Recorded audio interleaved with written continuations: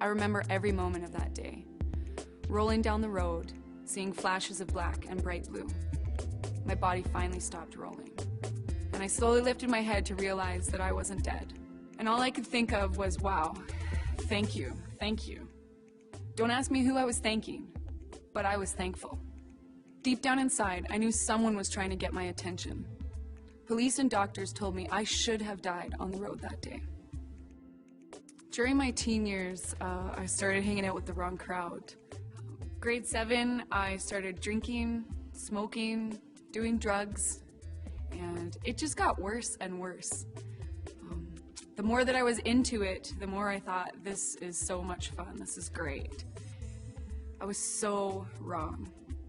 I did a lot of things that I am not proud of. Then later on, I started to think maybe I should be getting my life together, getting all those things that we're supposed to have. So I went back to night school, worked hard, got a good job. By 23, I had a house, I had a car, a fancy motorcycle. I took vacations whenever I wanted to, and I seemed to have it all. But I was so ungrateful. I remember times sitting at my parents' house, crying my heart out, saying, how can I have all of this stuff? And I'm so ungrateful. I'm so empty inside. I don't care about anything. I knew something had to change, but I had no idea how to get there, what to do. The accident got me thinking. And then I met a Christian friend, and we were having these deep conversations about life. But it was totally different because we started talking about God and the Bible and all the things that I had never really heard of. I mean, I knew a little bit from my childhood. This was totally different than anything I had ever heard before. What he was talking about was something that was totally foreign to me, and I wanted to learn more. The first time I went to Center Street, it hit me hard. I felt like the message was directed right at me. I sat in the back and I cried the whole time. The message was about how our lives are so empty without God, and that He loves us so much that He was willing to die on the cross, to put His life down for me. For me! I just couldn't understand it. Why would anybody want to do that? I mean, look at what I did. Look at how I lived. Look at the things that I did to myself and to others.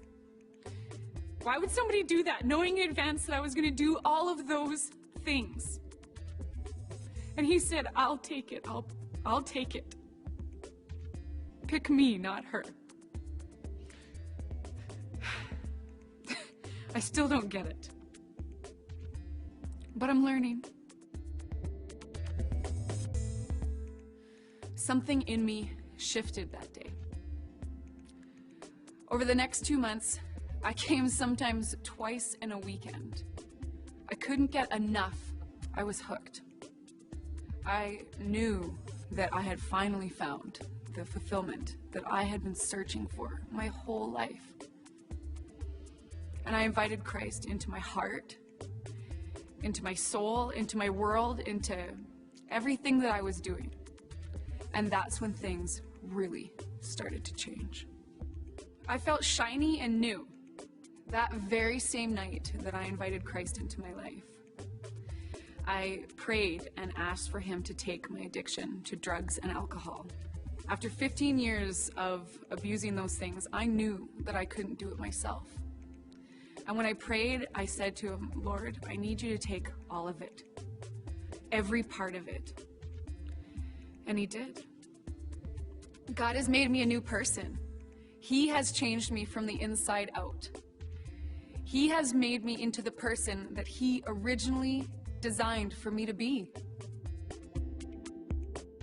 After her motorcycle accident, she became very thoughtful and had a real revelation and changed her life. She one day came in and indicated that she'd accepted Jesus Christ into her life, and I, frankly, I'm not a follower.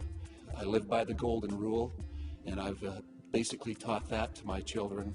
However, her bringing Jesus Christ into her life, I guess I wasn't really sure of things at that point, and she then proceeded to sell her house.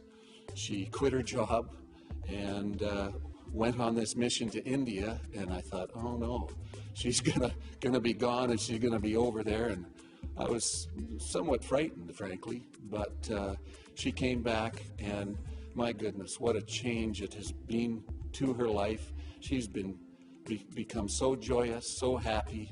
I mean, she approaches everything with a sparkle and an effervescence I've never seen before, and just unbelievable to be around her.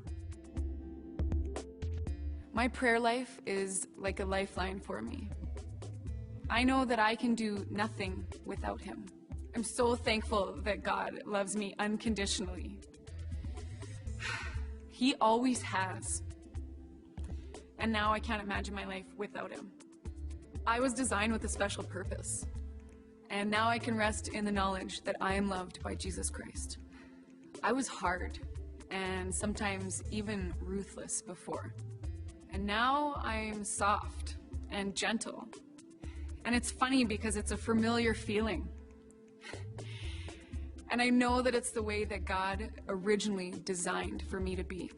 So no matter what happens anymore, when times are hard or I feel terrible inside, it's not quite the same because I have this underlying joy that is always there.